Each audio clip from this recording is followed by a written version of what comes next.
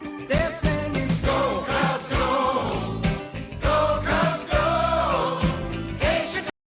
How about them Cubbies? They got the series win again. Welcome back to another episode of Clark and Addison, Born into the Ivy. I'm David Butler, and we are here to talk more about the past half week or so with the Cubbies. So much has occurred since we last talked. But first, we'll start out with the Tampa Bay's review. The Tampa Bay Rays review. I'm sorry. The Cubs, who have been struggling offensively going into this series, for the 26th season, they scored 19 runs in 3 games. That was outstanding.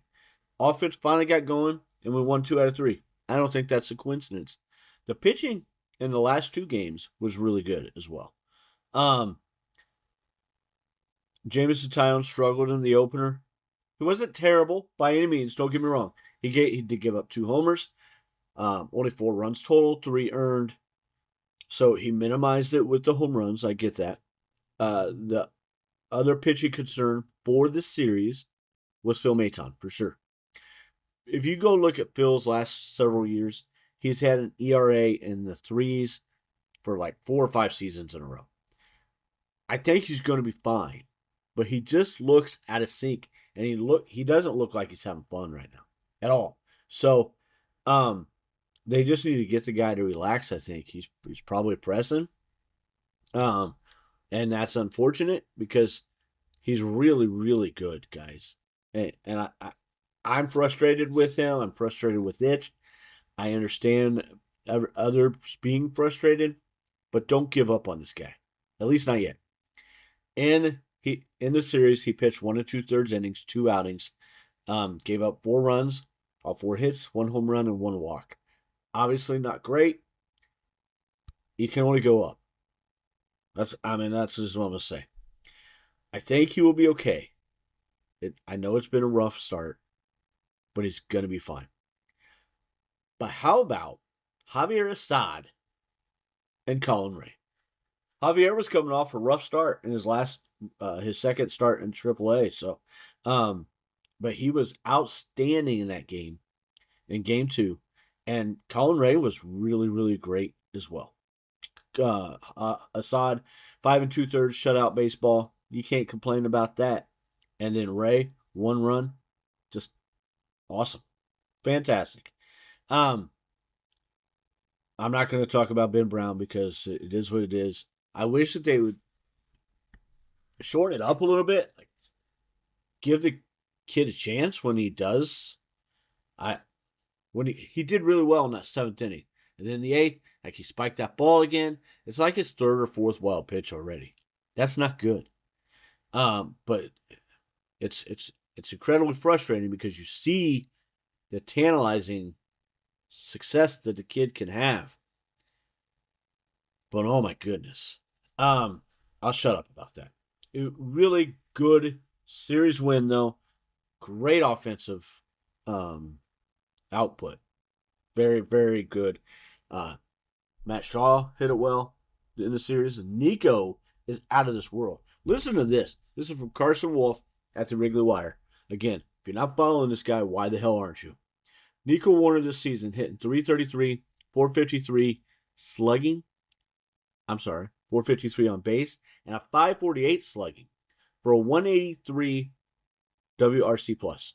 That's insane. He has 7 extra base hits, 8 runs, 9 RBIs, 5 stolen bases, an 11.3% K rate, and are you ready for this? A 15.1% walk rate. That's insane. He leads Major League Baseball with a 1.0 WAR through 12 games. That's a 13.5 WAR pace. That's an MVP type pace, guys. No doubt. I mean, I know it's 12 games. I get it. Very small sample size, all that. But Nico is awesome. And he's tearing it up right now. Absolutely tearing it up. Sorry about my dog. I had to share that. Thought it was a great stat from Carson. Guess what? Seiya Suzuki is back. He said he's going to be starting on Friday. I'm guessing he'll be starting in right field. Don't know that for sure, but that's my guess. With Seiya back, who should sit against right-handed pitchers? We're facing all right-handed pitchers. We'll get to that here at the end with Pittsburgh. Shaw or Ballesteros? I'm going to guess that Shaw gets one start in this series, but Ballesteros should get two. And if it has to be one or the other, then I think Shaw sits most likely. But that doesn't mean he doesn't come in later in the game. Doesn't mean he doesn't play for Happ one of those games, because we're going to talk about him in a minute as well. Ian Happ has a heel bruise that he's healing from. They said he could be used as a pinch hitter in last night's game. I'm going to guess that he may get another day of rest in this series, depending on how that heel bruise is doing. So that could be the start that Shaw has, or Ballesteros sits one of those three games. I don't know. Or some kind of combination. Who knows? But I'm not saying that Shaw's not going to get any looks or doesn't deserve them, because the dude is hitting the ball well. He hit the ball well. Nico, I know we already touched that. Pete got his first home run. Ballesteros had a really good series. His numbers are still not great. Same with Bregman. He had a good series. Numbers still aren't great, but they're getting better. So, I was listening to a podcast called Locked on Cubs. If you are not listening to this, you should be. If you are, great. Listen to me more too. But, and Eli, listen to both of us. One of the hosts on there, Sam Olber, proposed this lineup versus righties on a regular basis, and I love it. Makes perfect sense to me. Nico, leading off, Michael Busch, Bregman, and Seiya. I liked the way, and what he spelled out for was to having the three righties around Busch to protect them wanting to bring in a lefty. If you bring in a lefty, then you're hanging that lefty out to dry against Bregman and Seiya, because they're going to wear him out. And then you got Pete, and then Happ, Kelly and Amaya, and Ballesteros, and then Dansby. And that just, Dansby at 9 brings it back to the top, and then you still got Busch, one lefty between 4 total right-handers. Hopefully that will limit some of that lefty matchup, unless it's like 2 outs, because then you can, if the lefty gets Busch out, you can start with a righty again. But I think it does some of that too for Pete in this proposed lineup. Protects him a little bit, because Happ is a switch hitter, so that it just protects him some too, but probably not as much as Seiya. Happ is not typically, or as Busch. Happ is not typically as powerful of a hitter on the right side versus the left side, but he has been this season so far. So, just something I thought was great, a great propose. I proposed this versus lefties. Nico first, Busch second still, Bregman third, Seiya fourth. I can understand if you want to maybe switch Busch and Bregman there, but I like the top 4 still. And then Kelly and Amaya as 5, Happ 6, Dansby 7, Pete 8th, and Matt Shaw 9th. And I put Matt Shaw in there because I think he would he'd be the right fielder, and stay out the DH at that point against lefties. I just think it makes more sense ultimately. If you weren't paying attention in the Tampa Bay series, Matt Shaw looked way more comfortable in right field. He didn't have to deal with all the wind and all that stuff. And I don't know why anybody thinks that, nothing against Seiya. I love Seiya. But I don't know why everybody thinks he's going to handle the wind better than Matt Shaw is. He's probably a little more used to it, but Shaw's going to be the better defender between those two. He's just going to be. We have to learn to be patient sometimes, boys and girls. He's learning a totally new position in Major League Baseball. And he's adjusting. And he looked really good. And he's got way more athleticism. And he's just a better, more competent defender. Period. He switched from second base to third base. Struggled early on last year. If you all don't remember that, go back and look. He struggled some early on in the season. And then he became a Gold Glove caliber third baseman. Zero reason to think he can't do the same thing against right-handers. Or in right field. Man, I'm all over the place. Matthew Boyd injury. I don't remember. I don't think that this was on the table. We learned about it. He's got strained biceps. He's on the 15-day IL. Both Matthew Boyd and Crane Council said they expected to be a minimum IL stint via Sahadev Sharma and the Athletic.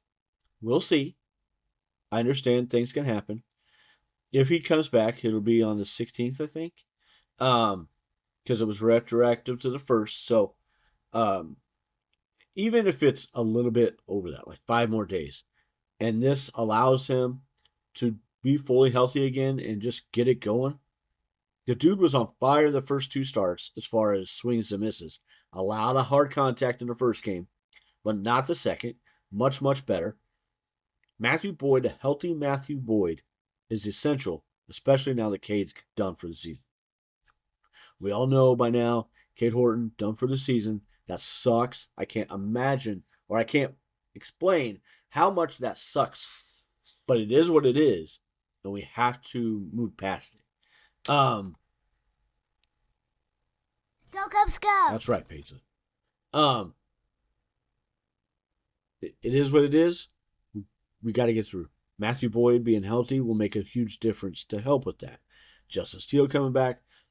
But the way Javier Assad and Colin Ray pitched in his last 2 starts, excellent. Are they going to do that the whole season? Probably not. It'd be crazy to think so. What it does is it lowers the ceiling some with the potentially. But I think we got great. Those 2 guys have a high floor too. And if we can hit and score 4 or 5 runs a game, even with those two pitching, they're not going to dominate, strike out a bunch, and just look dominant all the time. But they're going to keep us in games that we can win consistently and help us get to the goal that we want as a team.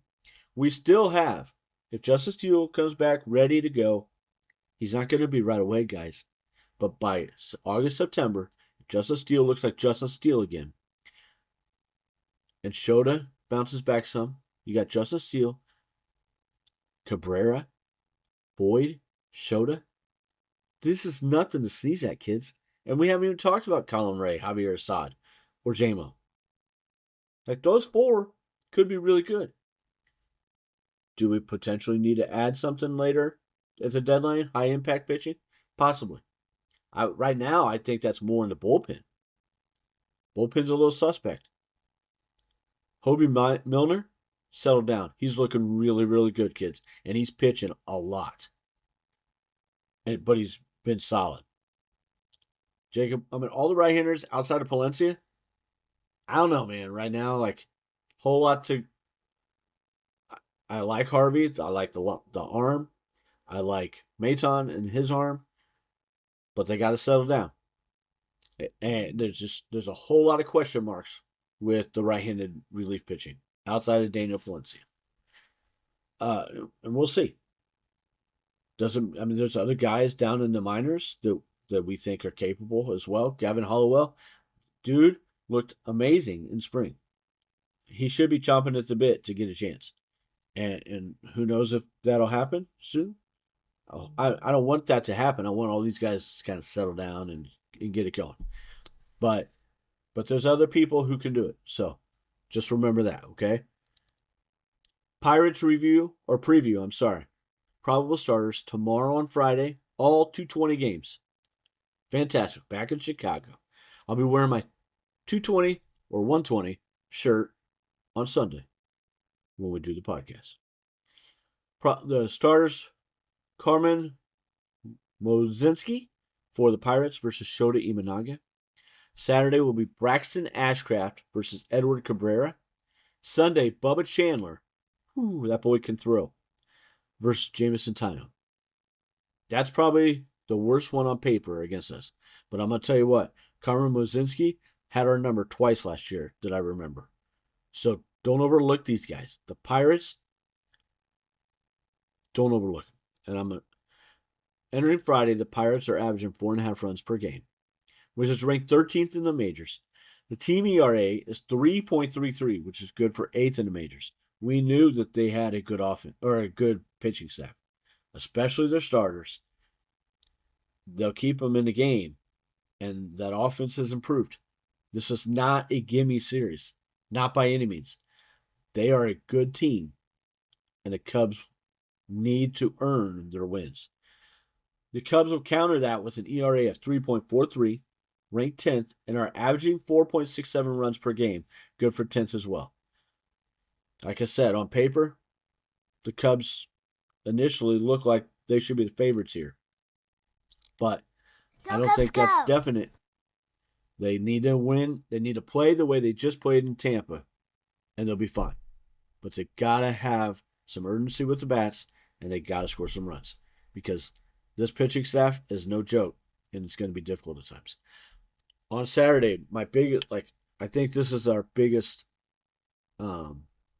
favorite for pitching on the matchups is on Saturday with Edward Cabrera. Again, via Carson Wolf via the Wrigley Wire. Cabrera's changeup ranks 11th in Major League Baseball in run value this season. Opponents have not got a hit against it, and it's generated a 35.1% whiff rate. The command of it has been outstanding. That's pretty awesome. Maybe he should throw it a little more because the command got a little wild in the last start, but he still pitched well overall, and he kept the team going. Great game. Just minimize the walks, hopefully. It's gonna pop up. It's something that he has dealt with his entire career. It's gotten better, but it's still something that will pop up. It's just, most of the time when a guy throws hard, those things happen. You know what I mean? It is what it is with it, and it's a common thing. So let's go Cubs. We'll talk again Sunday with a series win, hopefully. Go Cubs, boys and girls. Thank you. Go Cubs, go!